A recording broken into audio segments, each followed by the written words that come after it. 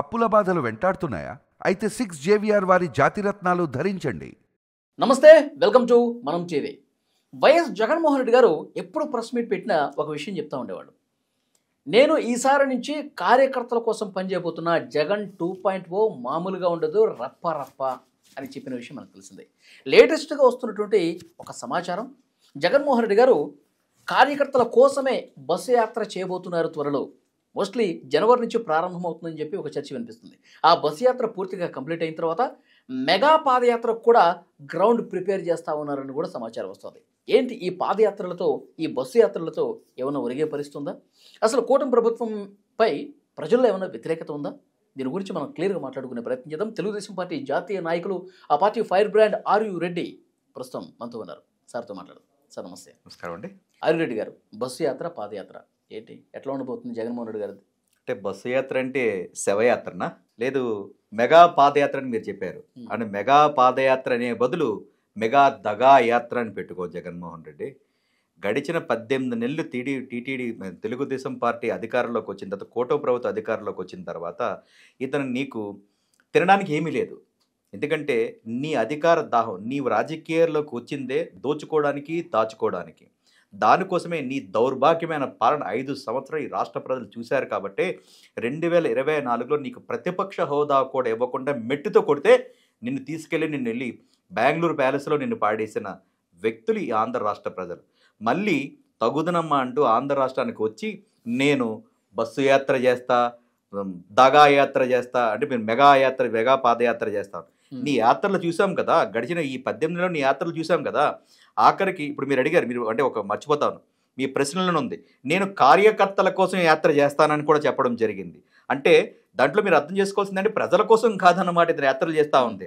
మొదటి బస్సు యాత్ర కార్యకర్తల కోసం, పాదయాత్ర ప్రజల కోసం. సరే, బస్సు యాత్ర ముందు కార్యకర్తల కోసం కదా. మొన్న కూడా చూసాం కదా, పల్నాడు జిల్లాలో ఒక కారు నీ కారు కింద నీ కార్యకర్తలనే తొక్కుకుంటూ పోయావు. అంటే ఇప్పుడు బస్సు యాత్ర ముందు ఎంతమందిని తొక్కుకుంటూ పోతావో నీ ఆకలి దాహానికి అర్థం కావట్లేదు. అంటే నీ శవాళ్ళు చూస్తే కానీ నీ మనసు నీకు నిర్మలించదు అనమాట. నీ సొంత కార్యకర్తలను నువ్వు చంపుకొని పోతా ఉండావే. మేము కథల్లో చదువుకున్నాం. ఆయన చెప్పడం ఏంటి, కార్యకర్తలు, వైసీపీ కార్యకర్తల్ని కూటమి ప్రభుత్వం ఇబ్బంది పెడుతోంది, రెడ్ బుక్ రాజ్యాంగం నడుస్తోంది, వికృత చేష్టలు చేస్తా ఉన్నారు, వాళ్ళందరికీ అండగా ఉండాలి, వాళ్ళకి భరోసా కల్పించాలి కాబట్టి నేను బస్సు యాత్ర అంటున్నారు. నీ కార్యకర్తలు నీ అండతో ఎంత దుర్మార్గంగా పాలించారు ఈ ఆంధ్ర రాష్ట్ర ప్రజల్ని. తన నుంచి ఇచ్చాపురం బోర్డర్ దాకా అడిగితే క్లియర్గా చెప్తా ఉంటారు. ఎస్, రెడ్ బుక్ పరిపాలన నడుస్తూ ఉంది. మళ్ళీ చెప్తా ఉన్నాం జగన్మోహన్ రెడ్డి, మళ్ళీ చెవులు గట్టిగా పెట్టుకుని, నేను కూటమి ప్రభుత్వంలో రెడ్ బుక్ పాలనే నడుస్తూ ఉంది. ఆ రెడ్ బుక్ పాలన ఏంటో తెలుసా నీకు? దాదాసాహెబ్ అంబేద్కర్ రచించిన రాజ్యాంగం ప్రకారము ఈరోజు కూటమి ప్రభుత్వం రాస్తా ఉంది. గడిచిన నీ 5 సంవత్సరాల పాలనలో ఏ రాజ్యాంగం నడిచిందో నువ్వు చెప్పమంటావా, లేదా నీ చేత బాధింపబడిన ఈ ఆంధ్ర రాష్ట్ర ప్రజలు చెప్పమంటే వాళ్ళు చెప్తారు ఏ రాజ్యాంగం నడుస్తూ ఉందో. అట్లాగే ఈరోజు నువ్వు నీ కార్యకర్తలు ఎన్ని దుర్మార్గాలు చేశారో, నీ ధనదాహం కోసం ఎన్ని విచ్చలవిడిగా ఎన్ని దారుణాలు చేశారో ఈ ఆంధ్ర రాష్ట్ర ప్రజలకు అందరికీ తెలుసు. కూటమి ప్రభుత్వం చట్ట విరుద్ధంగా ఏది పని చేయట్లేదు, చట్టరీత్యానే పనులు చేస్తూ ఉంది. నేను మీకులాగా, మీ పాలనలో లాగా ఇళ్ల దోపిడీలోనూ దారి దోపిడీలు చేసి గంజాయి వ్యాపారాలు చేసి మారణాదాయాలతో రోడ్ల మీద తిరిగే ప్రభుత్వం మా ప్రభుత్వం కాదు. ఇది ప్రజా ప్రభుత్వం అనే సంగతి నువ్వు మర్చిపోకూడదు జగన్మోహన్ రెడ్డి. ఇది కూటమి ప్రభుత్వం, ప్రజలకు మేము అండగా ఉంటాం, చట్టరీత్యానే మేము పనిచేస్తా ఉన్నాం. ఈనాటికి కూడా ఏ రోజు కూడా మేము చట్ట విరుద్ధంగా పనిచేస్తే కనుక నువ్వు కానీ నీ దండుపాలెం కానీ ఆంధ్ర రాష్ట్రంలో తిరిగే పరిస్థితి ఉంటుందా? ఈ రోజు కూడా గడిచిన 18 నెలల్లో నువ్వు ఏదో వంక పెట్టుకొని శవయాత్రలు చేస్తూ ఉంటూ జనాల్ని కూడా, ఆఖరికి నీ గంజాయి భాగస్వామికి సంబంధించిన వ్యక్తులను కూడా పరామర్శించడానికి పోయినాం. ఏ రోజు కూడా ఈ ఆంధ్ర రాష్ట్రం కోసం, ఈ ఆంధ్ర రాష్ట్ర రాజధాని కోసం అహర్నిశలో పనిచేసిన, ఉద్యమం చేసిన వ్యక్తుల్ని కానీ, ఆ రాజధాని కోసం మరణించిన వ్యక్తుల్ని ఏ రోజైనా నువ్వు పలకరించావు, నువ్వు ముఖ్యమంత్రిగా కానీ ఇప్పుడు శాసనసభ్యుడిగా కానీ నీ బ్లేడ్ బ్యాచ్ కోసం, నీ గంజాయి బ్యాచ్ కోసం, నీ యొక్క అంటే దాన్ని ఏమంటారు, మాదక ద్రవ్యాలకు వ్యక్తులకు చనిపోతే వాళ్ళ కుటుంబాలకు పోయి పరామర్శించుకుంటే ఆ పరామర్శలో కూడా నీ సొంత కార్యకర్తల్ని నీ కార్ల కింద తొక్కుకుంటూ పోయిన వ్యక్తివి. గతంలో కూడా చదివాం మేము కథలు. పాము తన పిల్లల్ని తనే తింటుందని చెప్పి మేము చదువుకున్నాం. సో ఈ రోజు నిన్ను చూస్తున్నది క్లియర్గా అర్థమవుతుంది. నువ్వు నీ కార్యకర్తల కోసం నువ్వు ఈరోజు బస్సు యాత్ర చేస్తావా? ఆ కార్యకర్తలు నిన్ను మెట్టుచ్చి కొడతారన్న సంగతి మర్చిపోబాక జగన్మోహన్ రెడ్డి. గతంలో కూడా చూసాం 2019 ముందు నువ్వు ఏ విధంగా పాదయాత్రలు చేసావో, నువ్వు ఏ ప్రాంత ప్రజలు పెట్టుకొని నులక మంచాలు మడత మంచాలు పెట్టుకొని ఒక దండుబాలి బ్యాచ్ నీ చుట్టూ ఒక వింగు పెట్టుకొని నువ్వు ఎంత పాదయాత్రలు చేసావు మేము కూడా చూసిన సందర్భాలే అబ్బా. మేము కూడా అదే ప్రాంత మనుషులు మేము కూడాను. ఈ రోజు నువ్వు బస్సు యాత్రలు చేస్తావంటే నీ కార్యకర్తలు నమ్మే పరిస్థితి ఏమీ లేదు. నువ్వు ఎవరెవరిని తీసుకొస్తావో నీ ఏ పర్యటనకు పోయినా సరే నీ పేటీఎం బ్యాచ్ చుట్టూ పెట్టుకుంటా ఉంటావు, రప్ప అంటా ఉన్నావు జగన్మోహన్ రెడ్డి. నీ సైకో విధానాలకి, నీ సైకో ఆలోచనలకి తాడాకు చూపుడు భయపడే రోడ్డు మీద తిరగలేరంట కదా ఎవరండి? మీ కూటమి నాయకులు కార్యకర్తలు రోడ్డు మీద జగన్మోహన్ రెడ్డి ఊహల్లో ఉంటాడండి. ఇది భారతదేశం, భారత రాజ్యాంగం రచించిన బాబాసాహెబ్ అంబేద్కర్ రచించిన రాజ్యాంగం మాకు ప్రొటెక్షన్గా ఉంది.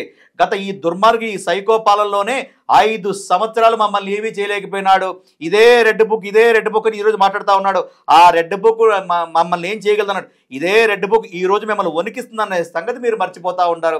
మాకు గతంలో కూడా ఆనాడు ప్రతిపక్షంగా ఉన్నప్పుడు మా యొక్క యువనేత లోకేష్ గారు కానివ్వండి, మా జాతీయ నాయకుడు చంద్రబాబు నాయుడు గారు ఏ పర్యటనకి వెళ్ళినా మాకు ఆ రాజ్యాంగం మమ్మల్ని కాపాడిందన్న సంగతి మీరు మర్చిపోతూ ఉంటారు. గౌరవ దాదాసాహెబ్ అంబేద్కర్ రచించిన రాజ్యాంగమే మమ్మల్ని కాపాడింది.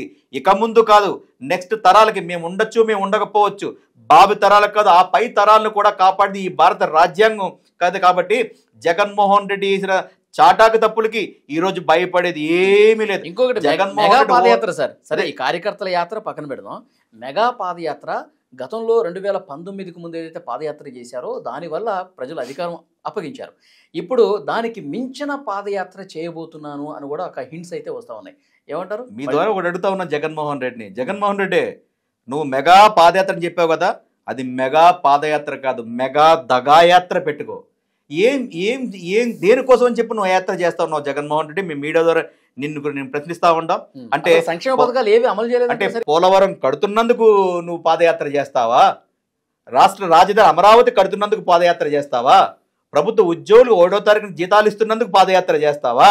లేకపోతే సంక్షేమ పథకాలు ప్రతి 1వ తారీఖున పెన్షన్లు వాళ్ళ ఇంటికి పోయి మేము పంపిణీ చేస్తున్నందుకు దానికి నువ్వు పాదయాత్ర చేస్తావా? డిఎస్సి పేరు చెప్పి వేల మందికి ఉపాధ్యాయులకి ఉద్యోగాలు ఇచ్చినందుకు నువ్వు పాదయాత్ర చేస్తావా? అలాగే అబ్బావులకి తాతలకి అందరికి టయానికి వాళ్ళకి పెన్షన్లు ఇచ్చినందుకు నువ్వు చేస్తావా?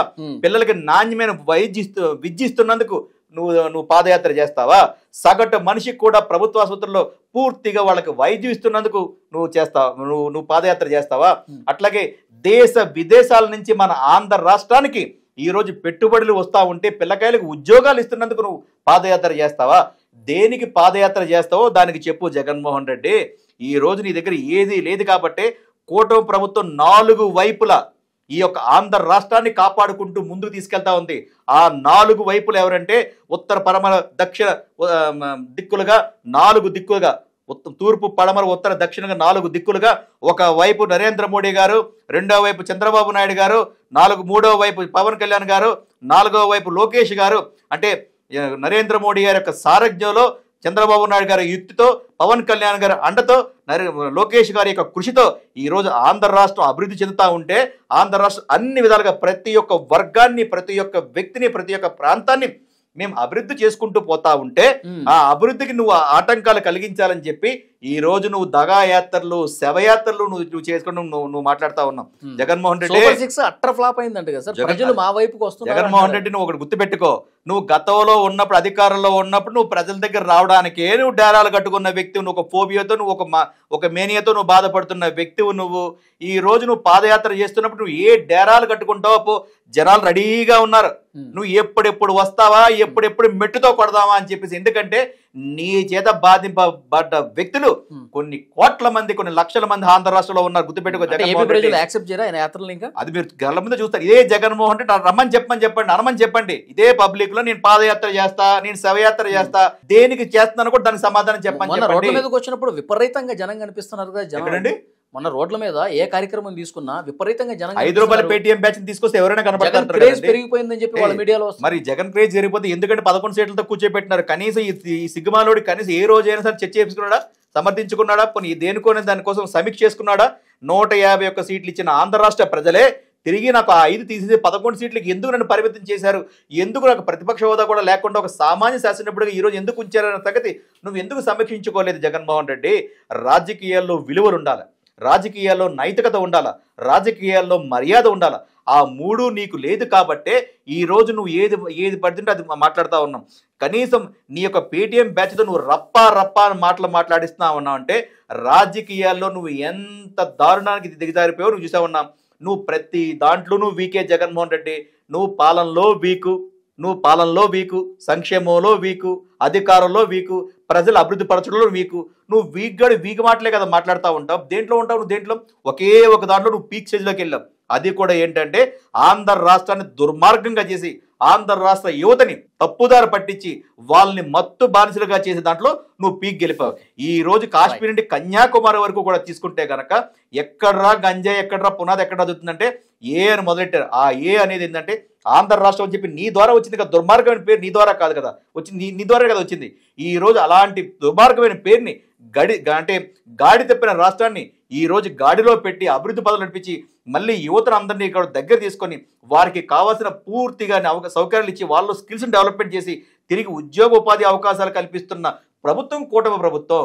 నీ యొక్క దుర్మార్గమైన ఆలోచనతో, నీ యొక్క డబ్బు స్వార్థంతో పిల్లల్ని తప్పుదారి పెట్టించి మాదక ద్రవ్యాలకు బానిసలు చేస్తే తిరిగి ఆ బానిసల నుంచి, ఆ మత్తు నుంచి బయటకు తీసుకురావడానికి మాకు ఎన్ని విధాలుగా ఇబ్బందులు పడుతున్నాయో నీ దిక్కుమాల ఆలోచనలకి నీకు అర్థం కాదు. కాబట్టి ఆంధ్ర రాష్ట్ర ప్రజలు రెడీగా ఉన్నారు. జగన్మోహన్ రెడ్డి ఎప్పుడు వస్తే మెట్టుచుకొని కొడదామా అని ఒక ఆలోచనలో ఉన్నారు.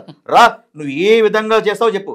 ముందు నువ్వు పాదయాత్ర చేస్తున్నప్పుడు ఒకటే చెప్పు, నువ్వు ఎందుకు ఆంధ్ర రాష్ట్రాన్ని దాగా చేశావు, ఎందుకు ఆంధ్ర రాష్ట్రాన్ని అభివృద్ధి పరచకుండా చేశావు, ఎందుకు సంక్షేమాలు ఎందుకు నువ్వు నిలిపించేసినావు, ఎందుకు ఆంధ్ర రాష్ట్రం అప్పులు పాలు చేసినావు, ఆఖరికి నువ్వు గవర్నర్ను కూడా బూచి పెట్టి ఎందుకు అప్పు తీసుకొచ్చినావు, ఇది ఆంధ్ర రాష్ట్ర ప్రజలకు చెప్పు జగన్మోహన్ రెడ్డి. అందుకే నీకు అన్నాం, నువ్వు ప్రతి దాంట్లో నువ్వు వీకే. ఒకటే ఆంధ్ర రాష్ట్రాన్ని మాత్రం అధోగతి పాలన చేసినప్పుడు నువ్వు పీక్లో ఉన్నావు, మిగతా అన్ని విషయాల్లో కూడా నువ్వు వీక్గా ఉన్నావు. కాబట్టి ఇలాంటి వీక్ గల వ్యక్తి కోసం మనం పట్టించుకోవాల్సిన అవసరం లేదు. మనకు ముందుండే బాధ్యత మన ఆంధ్ర రాష్ట్రాన్ని అభివృద్ధి పరచడం. ఇట్లాంటి దుర్మార్గం నుంచి ఆంధ్ర రాష్ట్రానికి కాపాడుకోవడానికి 4 వైపులా 4 కార్నర్లో 4 స్తంభాల్లాగా నరేంద్ర మోడీ గారు, చంద్రబాబు నాయుడు గారు, లోకేష్ గారు, పవన్ కళ్యాణ్ గారు పనిచేస్తా ఉన్నారు. దీనికి మరింత సహాయం ప్రజల నుంచి కావాలని మీ ద్వారా మేము తెలియజేస్తా ఉన్నాం. మీ అందరి సహాయ సహకారాలు ఉంటేనే ఈరోజు ఆంధ్రప్రదేశ్ కానివ్వండి, మన రాష్ట్ర రాజధాని అమరావతి కానీ ప్రపంచ దేశాలు ధీటుగా ఎదగాలంటే మీ అందరి సహాయకారు కావాలి. ఇట్లాంటి దుర్మార్గుల మాటలు మీరు నమ్మద్దండి. ఒక్కసారి నమ్మి మనం మోసపోయాం. మన భవిష్యత్తు మన శూన్యంగా కనబడతా ఉంది. ఇప్పుడిప్పుడే మళ్ళీ మనం లేవడం మొదలు పెడతా ఉన్నాము. ఇట్లాంటి దుర్మార్గుల ఆలోచన కనీసం మీ దగ్గర రాకుండా మీ అందరి సహాయ సహకారాలు, 5 కోట్ల మంది ప్రజల సహాయ సహకారాలు ఈ కూటమి ప్రభుత్వానికి ఉంటే ఈ రోజు కానివ్వండి, నెక్స్ట్ భావితరాలు కూడా తలెత్తుకు నిలబడేలాగా అమరావతి కానివ్వండి, ఆంధ్ర రాష్ట్రం ఉంటుంది. మీ ద్వారా తెలియజేస్తా ఉంటాం. Thank you very much. Thank you so much.